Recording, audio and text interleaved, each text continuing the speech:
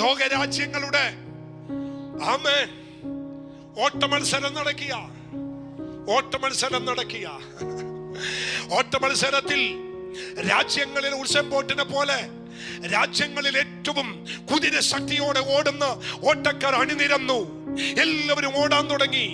ഓടി ഓടി ഓടി ട്രാക്കിലൂടെ പോയപ്പോൾ ഇതാ ഏറ്റവും നന്നായി ഓടുന്ന ശക്തിയുള്ള പല ആമൻ ട്രാക്കുകളും ഓടി ജയിച്ച ഒരു ചെറുപ്പക്കാരൻ കാലിന് ക്ഷതമേറ്റ് അവൻ താഴെ വീഴുന്നു.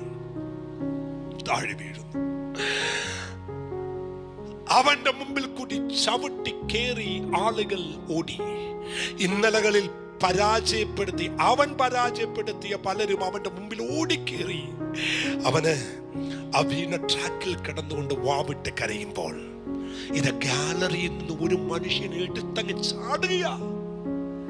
എല്ലാരും വിചാരിച്ചു അവന്റെ കോച്ചായിരിക്കും. എല്ലാരും നോക്കിയാണ്. അപ്പോൾ പെട്ടെന്ന് ഒരു സെക്കൻഡ് നേരത്തേക്ക് വീഡിയോ ക്യാമറയെല്ലാം ആമൻ വീണ് കിടക്കുന്ന അവനെയാണ്. ആമൻ ആ ജനത്തിന്റെ നടുവിൽ നിന്നും ചാടി ഇറങ്ങി വന്ന ആ മനുഷ്യൻ ആ താഴെ കിടക്കുന്നവനെ കോരിയെടുത്തു. എന്നിട്ട് അവന്റെ കൈ മുഴുവൻ ഇവന്റെ തോളിലേക്ക് ഇട്ടു. എന്നിട്ട് അവർ രണ്ടുപേരും കൂടി ഓടാൻ തുടങ്ങി. ഓടി ആമൻ മുന്നമേ ഓടിയവരെല്ലാം ആമൻ ഫിനിഷ് പോയിന്റ് കഴിഞ്ഞു. ഇപ്പോൾ ഇതാ അവസാനം ഓടി എത്തിക്കഴിഞ്ഞപ്പോൾ വാർത്താ ചാനലുകാർ വന്നിട്ട് ചോദിച്ചു, ആരാണ് ഈ മനുഷ്യൻ?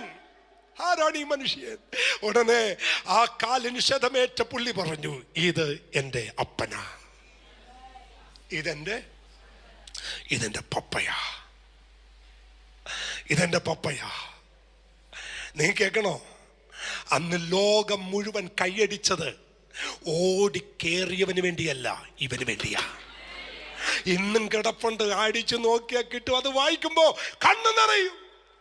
അതിൻ്റെ അടിയിൽ ഞാൻ ആ ഡേറ്റും എൻ്റെ ഡയറിക്കകത്ത് ആ മനുഷ്യൻ്റെ ചരിത്രവും എഴുതിയിട്ടപ്പോൾ അതിൻ്റെ അടിയിൽ ഒരു കൊച്ചു കൊട്ടേഷൻ ഞാൻ എഴുതിയിട്ടിട്ടുണ്ട്. എന്നാന്നറിയാമോ?